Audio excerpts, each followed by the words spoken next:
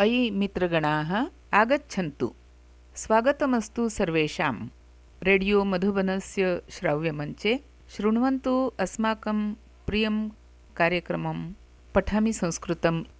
मित्रगणाः, अद्य वयं महिम्नस्तोत्रस्य पाठं पठामः।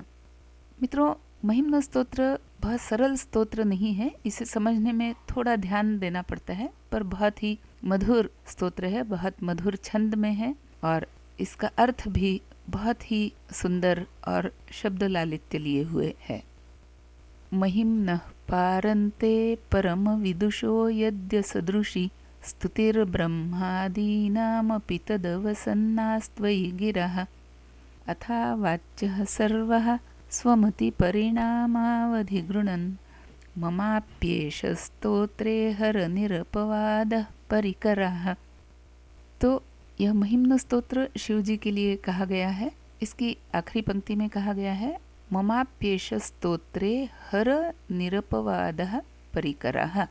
तो हर यह शिव जी के लिए संबोधन है। हे हर, तुम्हारे प्रति इस श्लोक के माध्यम से मैं कुछ कहने जा रही हूँ।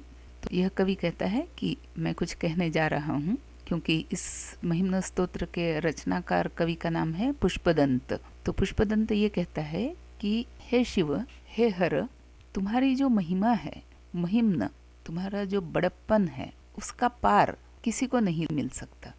तो मेरे जैसा जो परम अविदुष व्यक्ति है, अविद्वान व्यक्ति है, उसे कैसे पार मिलेगा। लेकिन ब्रह्मा भी तुम्हारा पार पाने के लिए जो स्तुति करते हैं वह भी अपर्याप्त होती है। अवसन्नः अर्थात अधूरी या पूरी नहीं पड़ने वाली है। तो यद्यपि मैं तुम्हारी स्तुति गाने के लिए अधूरा हूँ, अयोग्य हूँ, पूरा नहीं हूँ, क्योंकि मेरा ज्ञान सीमित है, बल्कि मुझे अविदुषः कहना पड़ेगा। तो मेरे पास तो इतनी विद्वत्ता है ही नहीं कि मैं तुम्हारी स्तुति ठीक तरह से कर सकूं। फिर भी और आगे भी मैं देखता हूँ कि अथा वाच्यः सर्वः अर्थात सभी जन अवाच्य हो जाते हैं, अर्थात उनकी बोली रुक जाती है, उनकी भाषा रुक जाती है, उनके शब्द अधूरे हो जाते हैं। तो ऐसी हालत में स्वमति परिणामावधि, मतलब मेरी जो भी मति है, स्वमति मेरी जो भी मति है और उसका जो भी परिमाण है, मतलब जितनी भी मेरी मति है, उसी को संबल बनाते हुए, उसी का आधार लेते हुए मैं तुम्हारी स्तुति में कुछ प्रस्तुत कर रहा हूँ।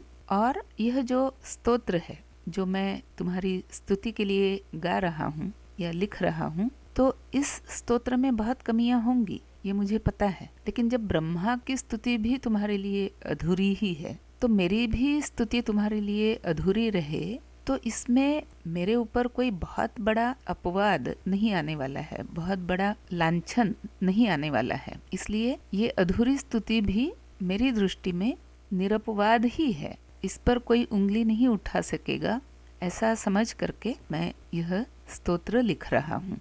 तो कितनी अच्छी बात कवि कहता है। उसे अपने अज्ञान का पता है, अपने अधूरेपन का पता है, शिव जी की अपार जो व्यक्तित्व है, महिमा है, उसका पता है, और उसे पता है कि उस महिमा का वो पार नहीं पा सकता। लेकिन वो कहता है मेरे ऊपर कोई अपवाद नहीं है, क्योंकि जब ब्रह्मा भी तुम्हारी स्तुति नहीं पूरी तरह से कर सकते, तो फिर मैं तो अज्ञानी ही ठहरा। तो अगर मैंने तुम्हारी स्तुति कुछ कम ही अगर कर भी दी, तो इसमें कोई अपवाद नहीं होगा। और परिकरः मतलब मैं जो प्रयास कर रहा हूँ, इस प्रयास में कोई अपवाद नहीं है। गृणन अर्थात स्तुति। तो इस श्लोक को फिर एक बार दोहराते हैं।